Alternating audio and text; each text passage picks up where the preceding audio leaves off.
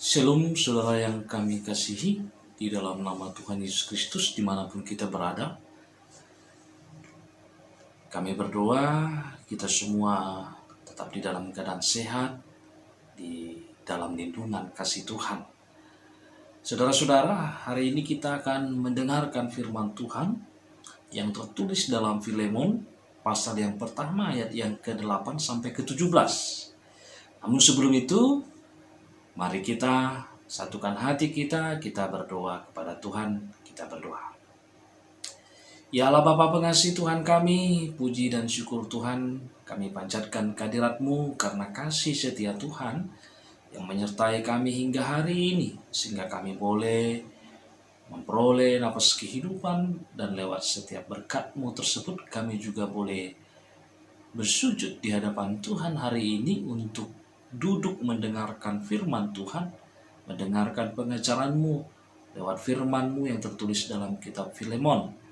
Mari Tuhan, terangi hati dan pikiran kami dengan kuasa Roh Kudus-Mu, agar kami juga boleh beroleh pengertian dari Tuhan untuk memahami firman-Mu dan dikuatkan oleh Roh Kudus Tuhan untuk melakukan firman-Mu di tengah kehidupan kami. Dalam Yesus Kristus kami berdoa. Amin. Saudara terkasih, firman Tuhan kita di hari ini tertulis dalam Filemon pasal yang pertama ayat yang ke-8 sampai yang ke-17. Demikian firman Tuhan saya bacakan bagi kita semuanya. Permintaan Paulus kepada Filemon mengenai Onesimus. Karena itu sekalipun di dalam Kristus aku mempunyai kebebasan penuh untuk memerintahkan kepadamu apa yang harus engkau lakukan. Tetapi mengingat kasih-Mu itu, lebih baik aku memintanya daripadamu. Aku, Paulus, yang sudah menjadi tua, lagi pula sekarang dipenjarakan karena Kristus Yesus, mengajukan permintaan kepadamu mengenai anakku yang kudapat selagi aku dalam penjara, yakni Onesimus. Dahulu memang dia tidak berguna bagimu, tetapi sekarang sangat berguna baik bagimu maupun bagiku. Dia kusuruh kembali kepadamu, dia, yaitu buah hatiku. Sebenarnya aku mau menahan dia di sini sebagai gantimu, untuk melayani aku selama aku dipenjarakan karena Injil. Tetapi tanpa persetujuanmu, aku tidak mau berbuat sesuatu, supaya yang baik itu jangan kau lakukan seolah-olah dengan paksa, melainkan dengan sukarela. Sebab mungkin karena itulah dia dipisahkan sejenak daripadamu, supaya engkau dapat menerimanya untuk selama-lamanya. Bukan lagi sebagai hamba, melainkan lebih daripada hamba, yaitu sebagai saudara yang kekasih. Bagiku sudah demikian, apalagi bagimu, baik secara manusia maupun di dalam Tuhan. Kalau engkau menganggap aku temanmu seiman, terimalah dia seperti aku sendiri. Saudara-saudara terkasih di dalam Kristus Yesus, apa yang akan saudara lakukan bagi orang yang telah menyakiti hati saudara, bagi orang yang telah mengkhianati kepercayaan saudara, bagi orang yang telah membawa pergi milik atau harta milik saudara, lari, lalu kemudian ia kembali dan meminta pengampunan kepada saudara. Kira-kira maukah saudara menerimanya kembali?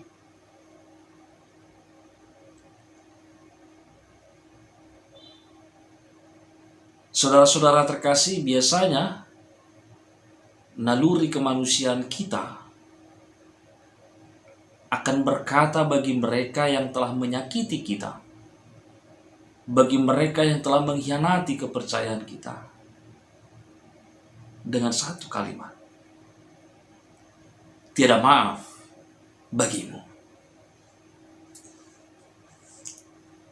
Pada umumnya ini yang akan kita lontarkan, pada umumnya ini yang akan kita lakukan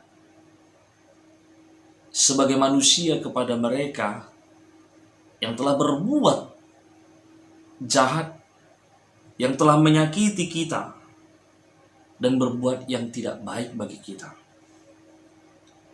Tapi bagaimana menurut Tuhan? Bagaimana menurut Tuhan lewat firman-Nya tentang hal itu? Apa yang harus kita perbuat sebagai orang-orang Kristen? Apa yang harus kita perbuat sebagai pengikut Kristus kepada mereka yang telah melakukan hal yang tidak baik bagi kita, kemudian datang, bertobat dan meminta pengampunan? Inilah yang akan kita gumuli, inilah yang akan kita pelajari dan lihat bersama dalam firman Tuhan kita yang tertulis dalam Filemon pasal yang pertama ayat ke-8 sampai ke-17. Dengan tema minggu kita hari ini adalah hidup sebagai keluarga Allah. Saudara-saudara terkasih, surat Filemon ini dituliskan oleh Rasul Paulus dan Timotius, yang ditulis dari dalam kurungan dan ditujukan kepada Filemon teman sekerja Paulus dan Timotius dalam pekabaran Injil. Itu bisa kita baca dalam ayat pertama. Dikatakan, dari Paulus seorang hukuman karena Kristus Yesus, dan dari Timotius saudara kita kepada Filemon yang kekasih teman sekerja kami. Jadi jelas bahwa penulis surat ini adalah Paulus dan Timotius, teman sekerja Filemon, dan ditujukan kepada Filemon.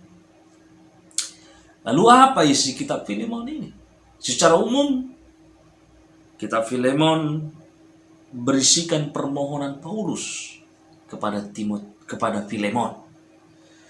Secara umum, kitab Filemon ini berisikan permohonan Paulus kepada Filemon, yaitu supaya Filemon berbaik hati kepada Onesimus, supaya Filemon menerima kembali Onesimus. Siapa Onesimus? Saudara terkasih, Onesimus sesungguhnya adalah budak dari Filemon yang tinggal di Kolose. Namun, suatu waktu Onesimus melarikan diri dari rumah tuannya Filemon. Jadi Onesimus ini adalah budaknya atau hambanya Filemon. Filemon adalah majikan daripada Onesimus. Namun suatu waktu Onesimus melarikan diri dari hadapan majikannya, dari rumah majikannya Filemon. Bahkan dalam pelarian itu ada yang mengatakan bahwa ia juga melarikan harta milik daripada Filemon. Dan di sini kita melihat hubungan Filemon dan Onesimus menjadi kurang baik. Saat Onesimus melarikan diri, diterangkan juga bahwa Onesimus pun tertangkap dan dipenjarakan. Jadi dalam nas firman Tuhan kita hari ini juga hal itu bisa kita lihat. Bagaimana Paulus juga menyatakan bahwa dia bertemu dengan Onesimus di penjara. Dan ini menunjukkan bahwa saat itu Onesimus tertangkap dan dipenjarakan. Dan di sana ia bertemu dengan Rasul Paulus. Itu kita bisa lihat keterangan dari ayat yang ke-10 dalam firman Tuhan hari ini. Lalu dikatakan di sana Onesimus setelah bertemu dengan Paulus, dia mendapatkan pengajaran Injil, lalu dia bertobat. Dan akhirnya dia menjadi anak rohani Paulus, sekaligus menjadi kebanggaan Paulus.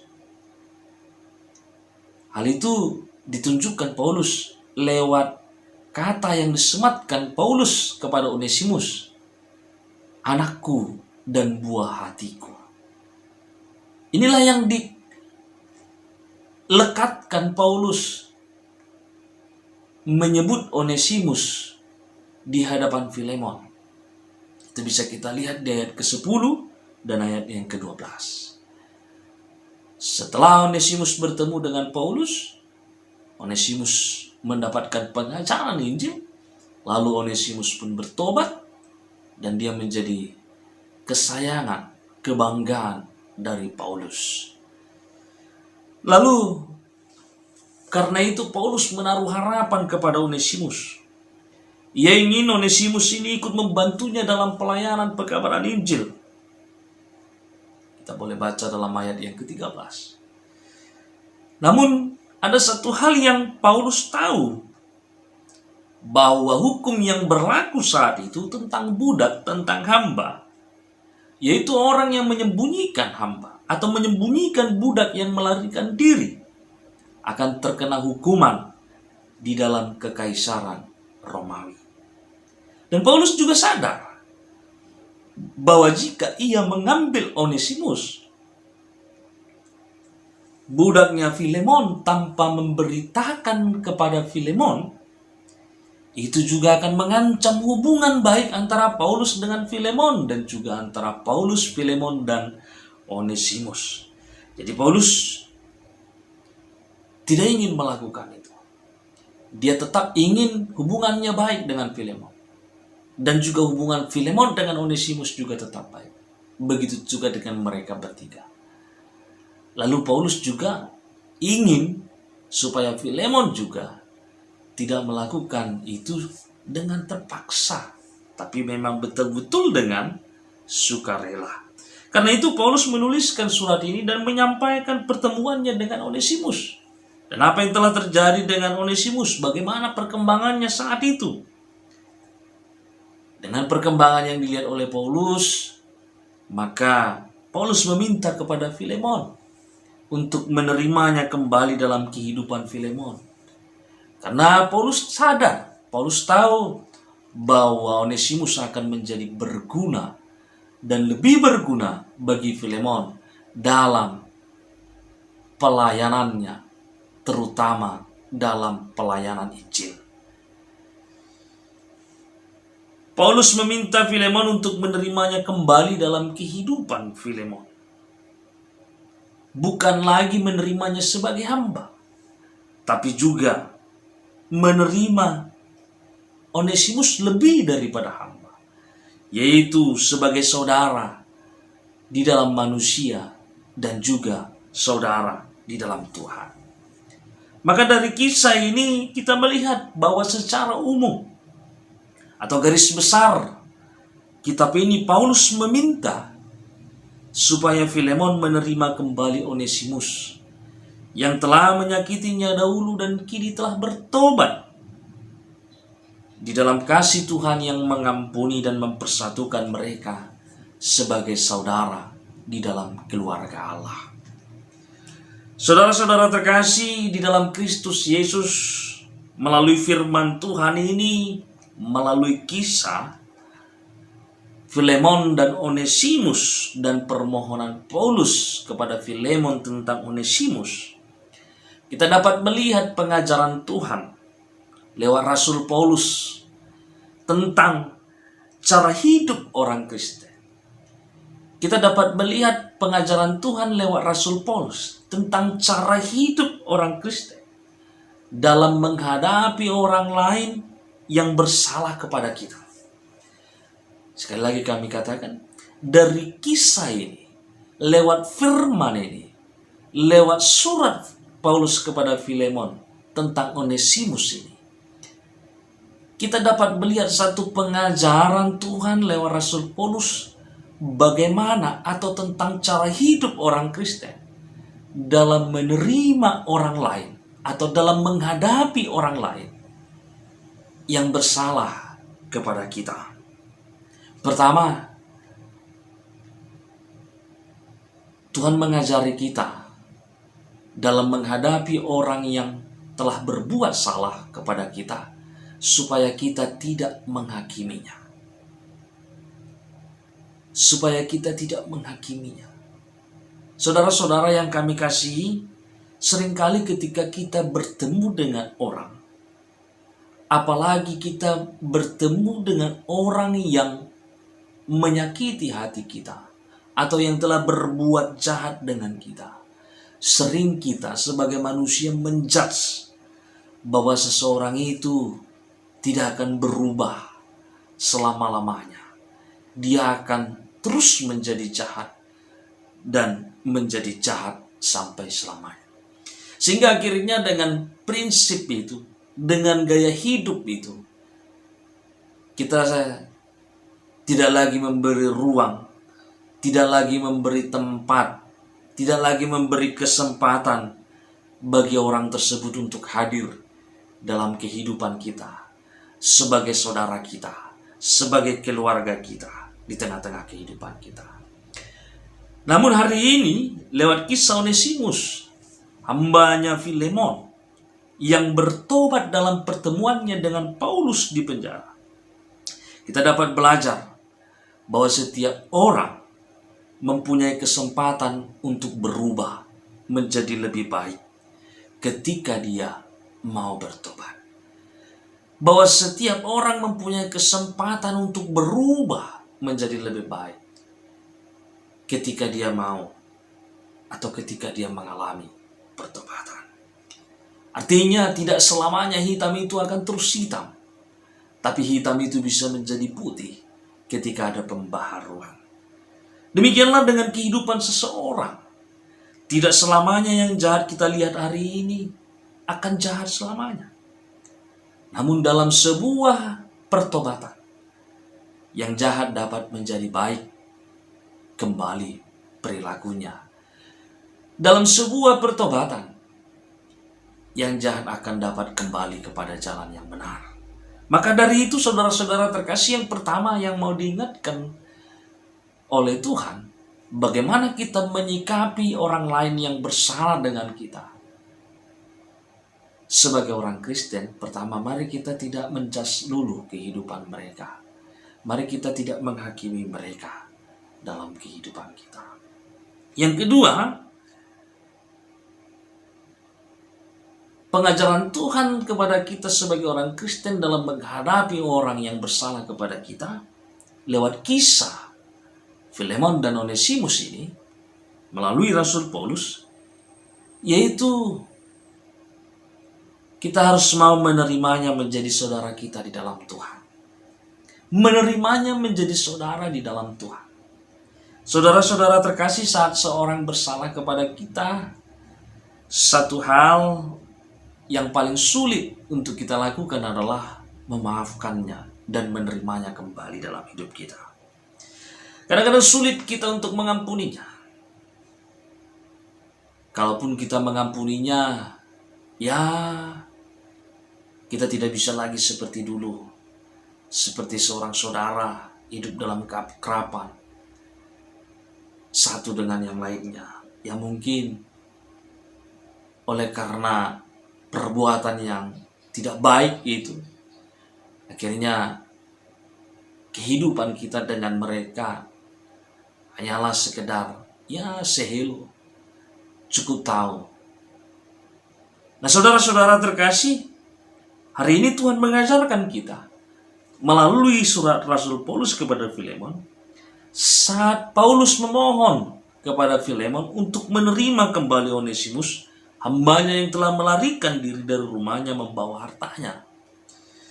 Bahwa saat orang lain bersalah kepada kita dan meminta maaf dan datang kepada kita memohon maaf, memohon pengampunan atas kesalahan yang telah dia perbuat dan dia telah menyesali perbuatan itu, Tuhan mengajak kita untuk menyikapi hal ini dengan mau membuka hati kita untuk menerima mereka.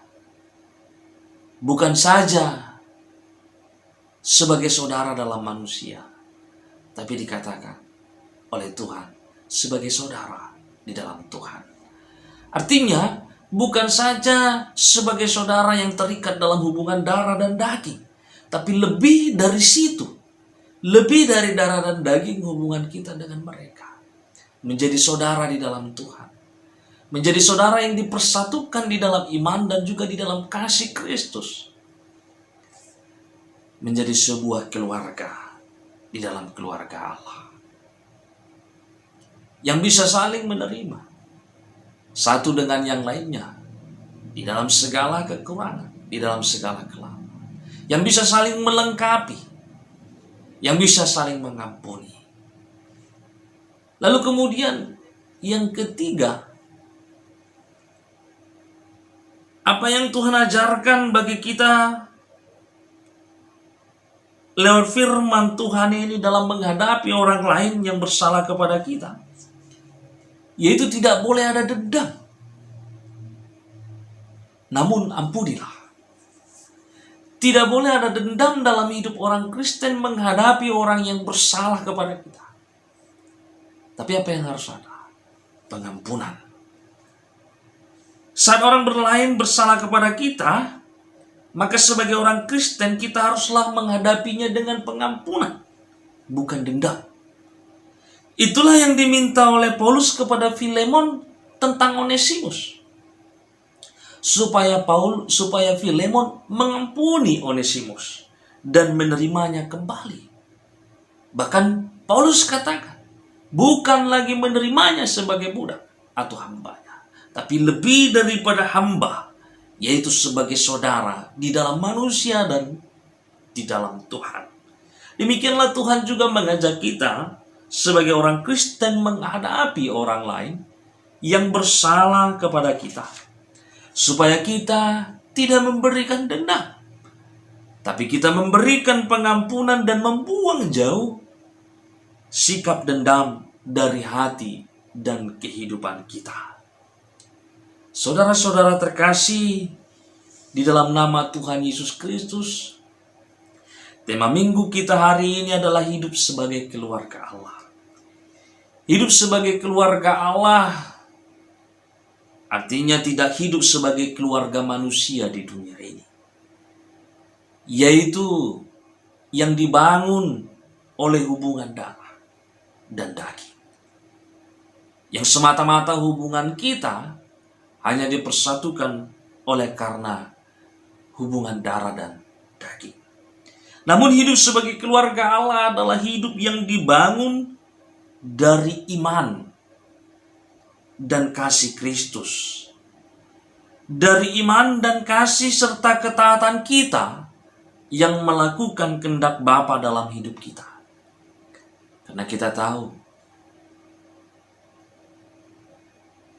firman Tuhan juga katakan, Yesus berkata dalam Injil Matius 12 ayat 50, siapapun yang melakukan kehendak Bapakku di surga, dialah saudaraku laki-laki, dialah saudaraku perempuan, dialah ibuku. Saya bacakan sekali lagi, Matius 12 ayat 50.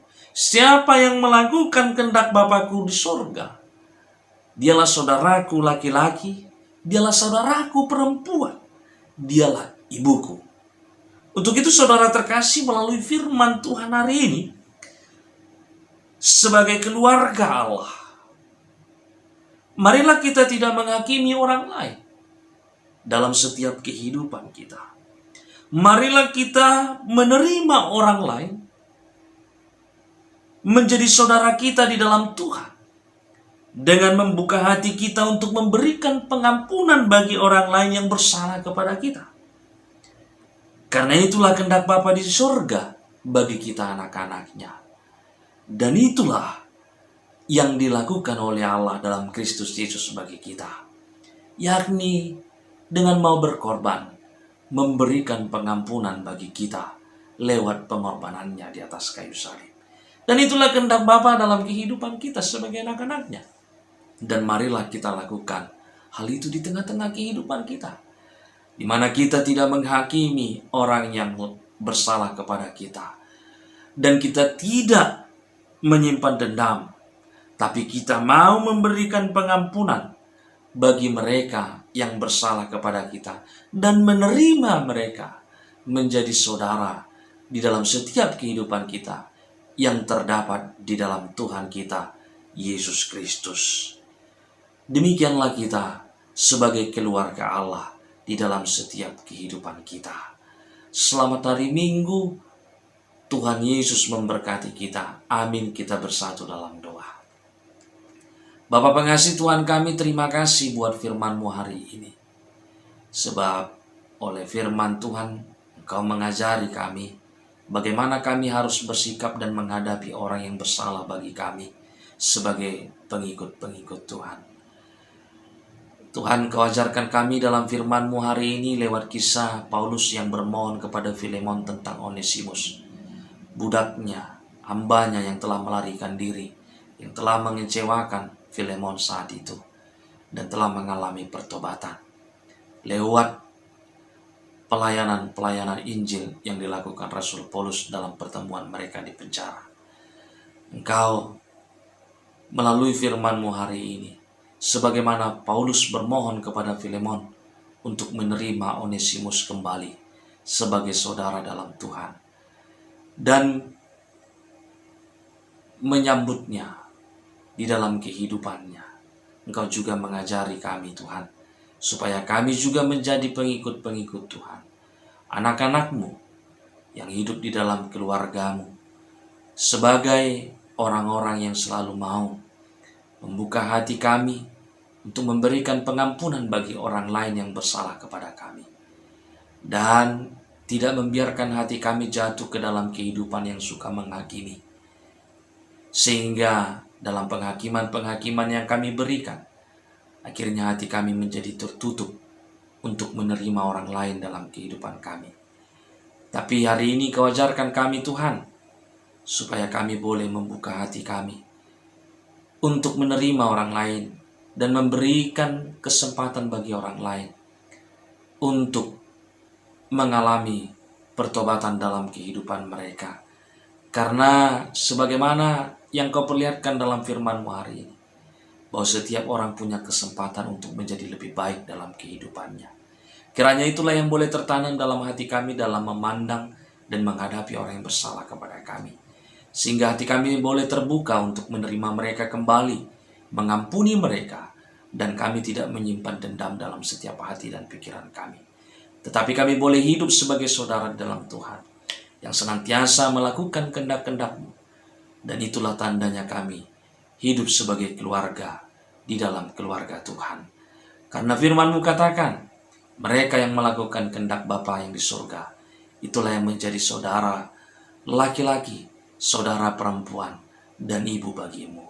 Terima kasih Bapa, berkati kami yang mendengarkan firman-Mu hari ini, dan berkati kami untuk melakukan firman-Mu di tengah-tengah kehidupan kami, supaya kami boleh menjadi seperti yang Kau kehendaki.